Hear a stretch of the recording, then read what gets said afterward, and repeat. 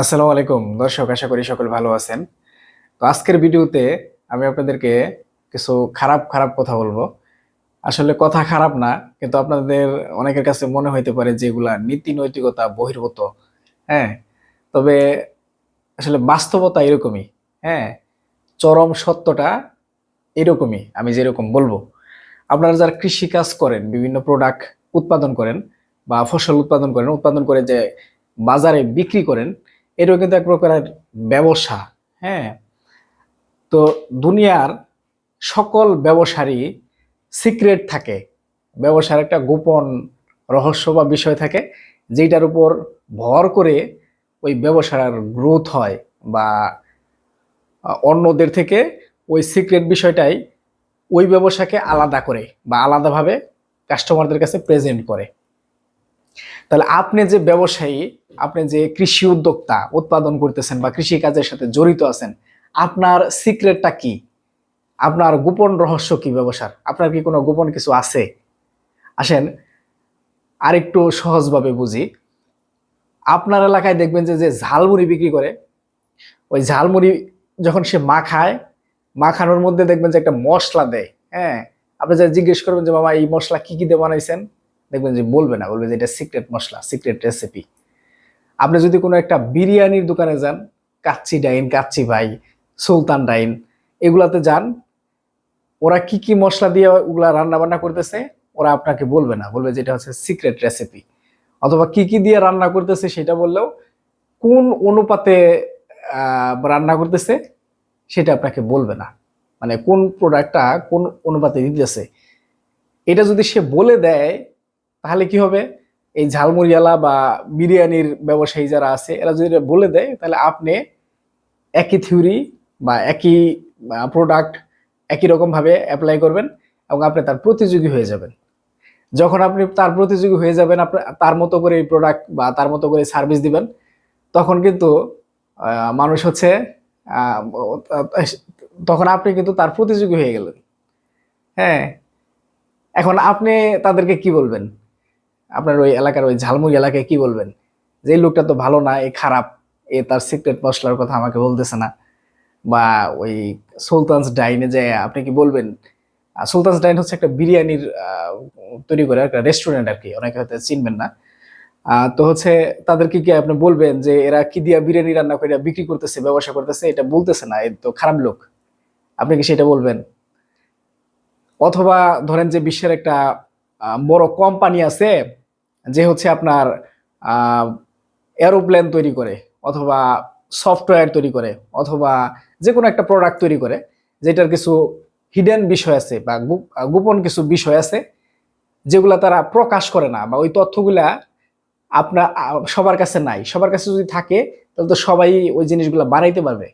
তারা ওইগুলা নিজেরাই আবিষ্কার কইরা নিজেরাই ব্যবহার করতেছে। ধরেন যে আপনার এই যে আমেরিকা তো আধুনিক অস্ত্র বানাইতেছে, তারা সব প্রযুক্তি সব তথ্য সারা বিশ্বকে দিয়ে দিয়ে দিতেছে না, বা ইরান বানাইতেছে মিসাইল বানাইতেছে, তারা কিন্তু এই তথ্যগুলো দিয়ে দিতেছে না।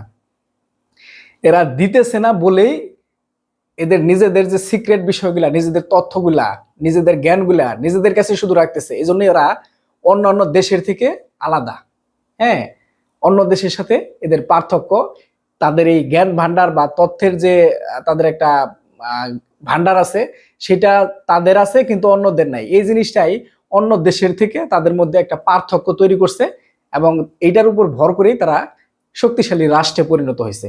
আমেরিকা বলেন, রাশিয়া বলেন, বা হচ্ছে ইরান বলেন।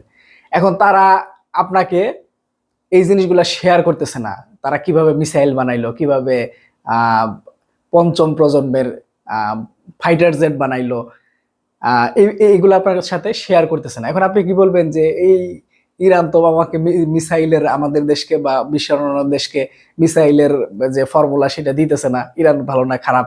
বা ইউএসএ হচ্ছে কিভাবে হচ্ছে F-35 বানাইলো, সেটার প্রযুক্তিটা অন্য অন্য দেশকে দিতেছে না, ইউএসএ ভালো না, ইউএসএ খারাপ?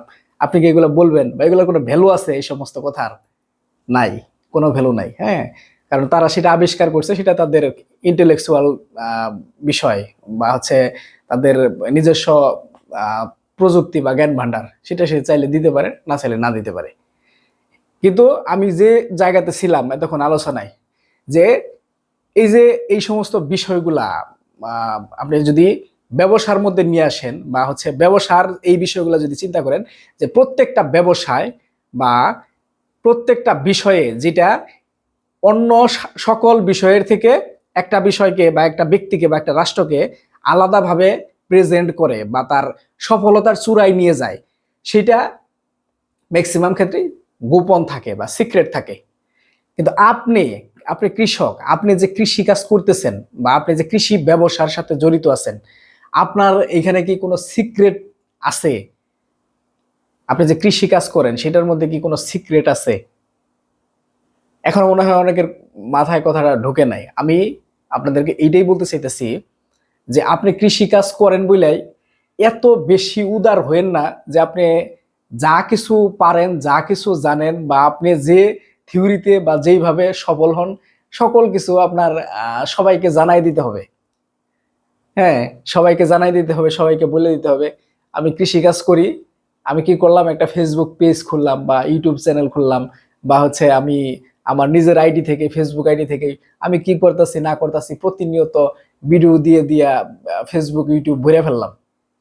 মানে বর্তমান সময়ের কৃষিটা এরকম হয়ে গেছে, মানে যে কয়জন কৃষক আছে মোটামুটি সবাই ইউটিউবার বা হচ্ছে ব্লগার বা ফেসবুক পেজ টেজ এইসব চালাইতেছে, এবং প্রতিনিয়ত দেখা যাইতেছে তারা হচ্ছে ফেসবুক ইউটিউবে এইসব ভিডিও আপলোড দিয়ে যেতেছে, এবং হয়তো বা আপনিও এইসব কাজ করতেছেন বা আপনার করতে ইচ্ছা হয়, অথবা আপনি এইভাবে তথ্যটা শেয়ার না করলেও অন্য কোনোভাবে মানুষের মধ্যে শেয়ার করতেছেন।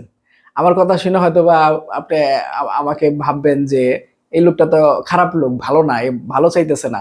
কৃষকরা তথ্য পাইতেছে বা হচ্ছে তথ্য একজনের মধ্যে থেকে আরেকজনের মধ্যে যাইতেছে, এটা তো ভালো, উৎপাদন বাড়বে, তারপরে হচ্ছে কি হবে, মানুষ জ্ঞান অর্জন করবে কৃষি বিষয়ে, সবাই হচ্ছে ভালো আহ, আহ, মতো চাষবাস করবে, দেশের কৃষি সমৃদ্ধ হবে, কৃষি ক্ষেত্রে মানুষ আগায় যাবে। আপনি হয়তো বা এইসব ভাবতেছেন যে এই লোকটা তো ভালো না, এগুলো আরো গোপন করতে বলতেছে, এরকম মনে হইতেছে না? এখন বাস্তবতা কি, আপনাকে বাস্তবতায় আসতে হবে।